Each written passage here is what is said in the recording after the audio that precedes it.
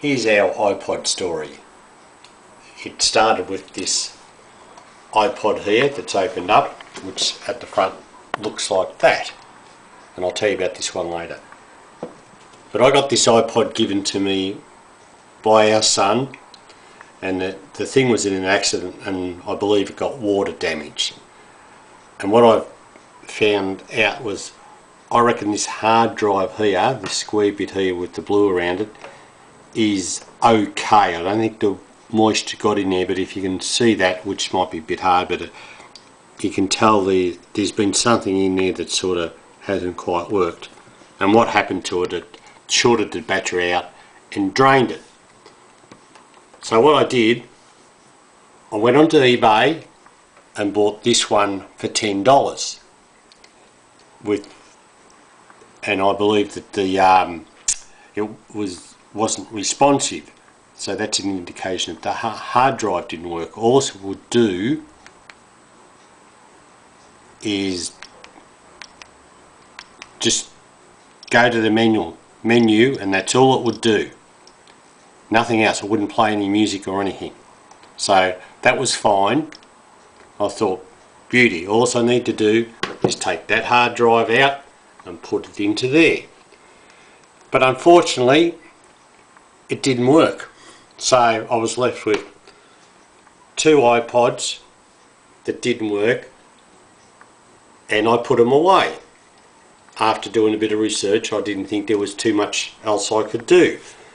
And I also, getting back to this original iPod, I had to make up a special tool out of a bit of plastic, and I just shaved the edge to get a bit of a wedge in there, so I could wedge it in to the corner there. And this one was extremely hard because this is a Series 7 and this one's a Series 6 iPod.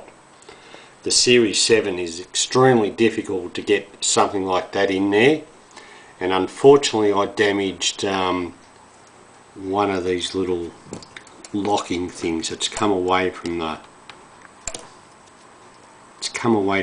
edge like that. So I can't fix that, but that's fine. So enough about that damaged iPod. That's just decorations now.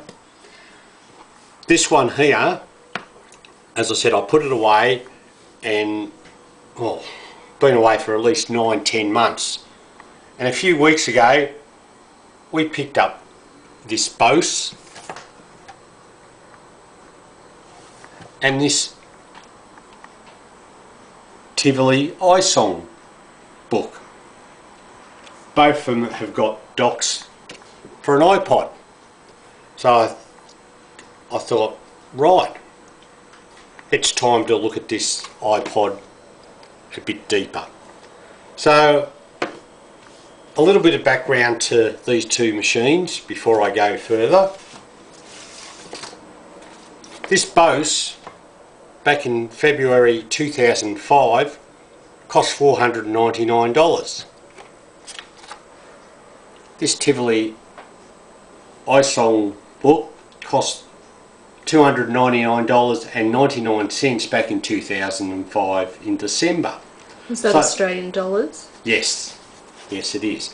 So they're both very expensive items back in their day, and I thought, right, it's time to look at this iPod again. So I dragged it out and started doing a bit of research using Google, typing in certain phrases like hard drive on iPod Classic not working, making an iPod be recognised on my computer, ways to get a hard drive on an iPod working. So after I think 2-3 hours reading forums and having a bit of a think, I thought I'll give some of these practices a go. So I was able to download a program which was able to look at the hard drive, and I found at the very front of the hard drive there was a lot of errors, and of course the first thing this thing will read is the very front of the hard drive, and it was all confused and had no idea, so it decides, no, don't know what's going to happen, so I'm not going to work. So what I did, this program I downloaded, I was able to basically erase all the information on it and basically start afresh. The hard drive still is in the same condition, but I was able to erase the information on it, and then I went back to my computer and went into iTunes, and I was able to restore the iPod to its default settings, which what I showed you before. When the iPod wasn't working, it would just do that. So I had to put all that back in, and I had to let that run for about 20 hours on my laptop, just reformatting and taking out all the bad spots on this hard drive. So once I did that, I tried to put music on it, and it worked. I put music on it, and we thought, we'll see if these two items work. And what I did, I'll try and find a nice song for you. I'll get, if I can find Karen's favourite song, which everyone knows, is God Only Knows. So here we go. We'll give this a go and see what happens. Just play it for a short time, very short time.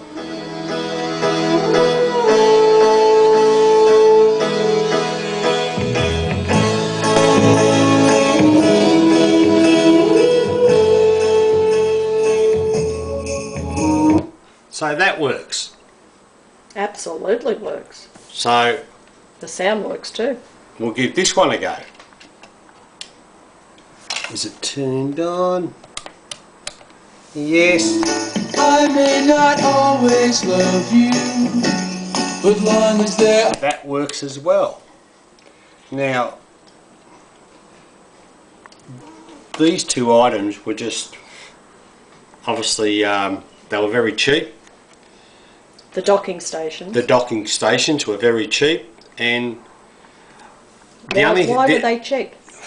I don't know. People have obviously decided, like the consumerism that's happening in this world now, is that they want the new thing now. Because if you haven't got the new thing, people think that you're failing, and that's not the case. You know, it's you live your life the way you want to live, not what you should be doing because another person's doing it.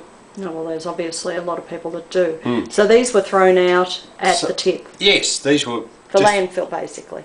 Yeah, or tried to resell.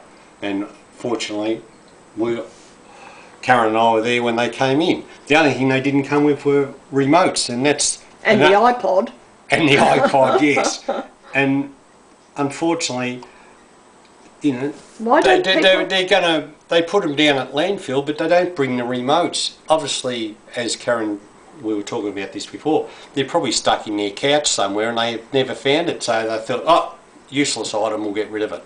So yeah, but there's no consideration for the remote, and we don't expect the remote, but it would be nice, wouldn't it? Yes, if anyone out there's got one, would be quite happy to take it off your hands. So what sort of remote do you need? Just a Bose remote for the dock.